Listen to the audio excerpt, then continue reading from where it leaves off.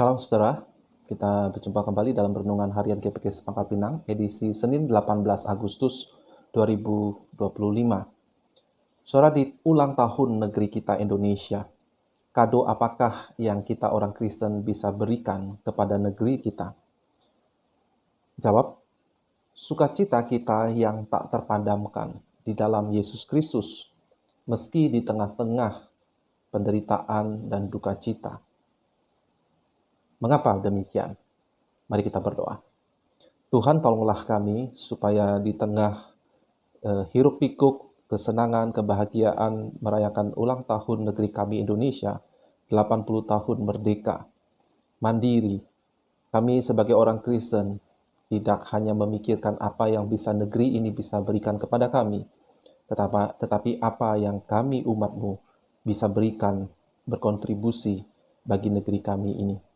Pakailah hamba-Mu untuk boleh menjelaskannya, dan kiranya setelah kami mengerti, kami dimampukan untuk mewujudkannya dalam keseharian kami. Sebagai wujud terima kasih kami untuk negeri yang Kau percayakan, Kau berikan kepada kami untuk kami tinggal dan berkarya di dalamnya. Di dalam nama Tuhan Yesus kami berdoa. Amin. Apakah saudara telah melewati masa-masa yang suram, masa-masa yang sukar dalam hidup saudara, sehingga saudara menyimpulkan penderitaan dan sukacita itu tidak mungkin ada bersama-sama. Seperti air dan minyak tidak bisa disatukan. Bagi banyak orang Kristen yang mengasihi Tuhan, yang percaya kepada firman-Nya, percaya pada pengharapan akan hidup yang kekal, banyak yang punya cara berpikir itu adalah seperti pepatah mengatakan, berakit-rakit ke hulu, berenang-renang ke tepian, bersakit-sakit dahulu, bersenang-senang kemudian. Artinya, selama hidup di dalam dunia ini kita bersusah-susah, jerih lelah. Kesenangan itu nanti setelah kita meninggalkan dunia ini, kalau kita sudah menerima hidup yang kekal. Nah, saudara, di dunia ini kita akan menderita relasi yang rusak, sakit penyakit, dosa-dosa kita, penganiayaan, penuaan, kemiskinan.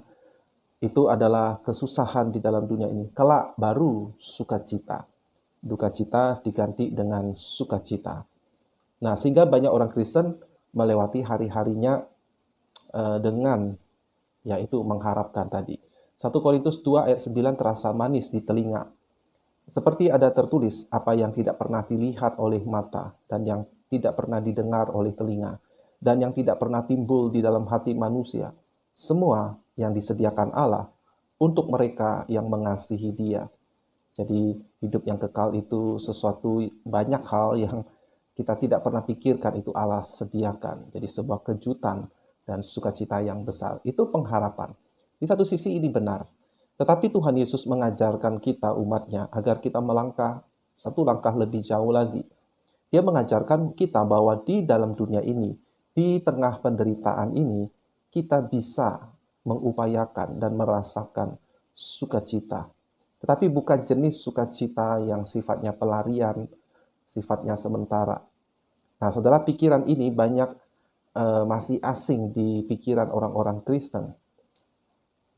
Kanker dan sukacita, perceraian dan sukacita, bisnis tutup dan sukacita, kematian orang yang saya cintai dan sukacita, harga yang naik di saat penghasilan turun dan sukacita. Bagaimana mungkin?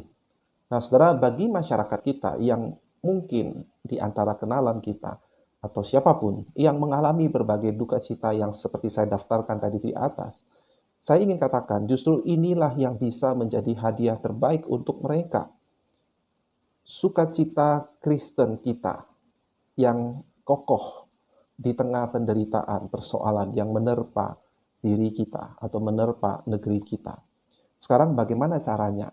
Bagaimana caranya kita bisa bersukacita meski di tengah saat saya sedang berduka cita dalam kesulitan? Nah, ini adalah contoh yang klasik. Mungkin contoh yang paling sering dikhotbahkan dalam khotbah-khotbah Kristen adalah contoh Rasul Paulus.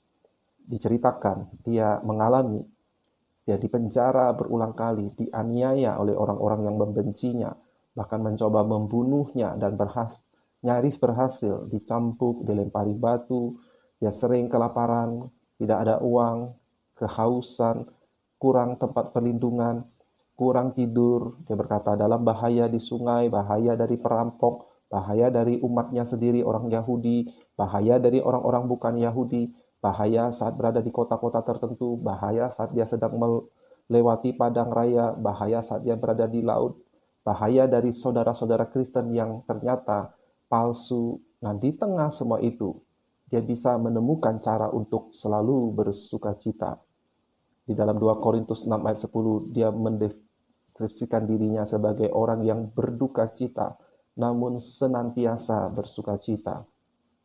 Seolah-olah Rasul Paulus itu punya moto hidup dari ayat-ayat yang dia tuliskan, misalnya dalam Filipi 4 ayat 4. Bersukacitalah senantiasa dalam Tuhan. Sekali lagi kukatakan, bersukacitalah. Nah, saudara, contoh lain adalah Yakobus. Dia juga memberikan formula yang serupa saat dia menuliskan, saudara-saudaraku, anggaplah sebagai suatu kebahagiaan. Kapan? Apabila kamu jatuh ke dalam, artinya masuk ke dalam berbagai-bagai pencobaan. Penulis surat Ibrani juga mendapatkan wahyu dari Roh Kudus untuk menggambarkan apa yang Tuhan Yesus alami sepanjang penderitaannya disalibkan.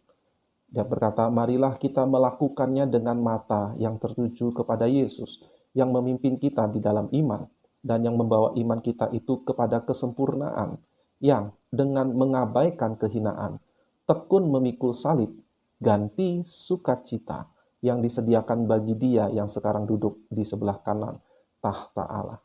Nah, jadi pengharapan akan sukacita penuh di hadapan Allah, pengharapan akan sukacita yang kekal itu, sebagai anak-anak Allah itu, bebas dari dosa, dari ketidaksempurnaan. Itulah yang menjadi sumber di tengah-tengah penderitaan kita ada sukacita. Sukacita yang tak terpadamkan. Saya ingin mengutip dari Pendeta John Piper yang menjadi inspirasi judul renungan saya hari ini. Apa yang dunia ini perlukan dari orang Kristen adalah sukacita kita yang tak tergoncangkan, tidak terpadamkan di dalam Yesus, di tengah penderitaan dan duka cita. Artinya, saudara, ekonomian bisa turun, bahkan merosot, bahkan mungkin saja resesi atau kolaps. Penegakan-penegakan hukum bisa membuat kita kecewa, bahkan marah. Pajak mungkin saja naik secara tidak masuk akal. Orang Kristen bisa saja diperlakukan secara diskriminatif, dianiaya. Tetapi kalau kita bisa tetap bersukacita di tengah-tengah itu semua, tetap ada sukacita yang asli, yang bukan dibuat-buat, dan itu memberi kita kekuatan untuk bersabar, untuk menghadapi dengan kepala dingin, bahkan hati yang hangat, maka akan ada orang-orang yang heran dan bertanya, kenapa bisa? Karena penderitaan yang sementara di dunia ini mengerjakan bagi saya kemuliaan yang kekal oleh Yesus Kristus Tuhanku. Karena itu saya menolak untuk merasa sedih, untuk merasa gagal, untuk merasa putus asa, pesimis. Sebab Allahku akan memberikan jalan keluar dan Dia akan memberikan kekuatan kepadaku untuk menanggungnya. Saudara, sekali lagi, mungkin inilah kado yang terbaik yang bisa kita berikan bagi negeri kita di ulang tahunnya yang ke-80. Selamat Hari Kemerdekaan, Dirgahayu Indonesiaku, mari kita berikan yang terbaik bagi negeri kita. Amin, sampai jumpa di episode lainnya. Tuhan Yesus memberkati.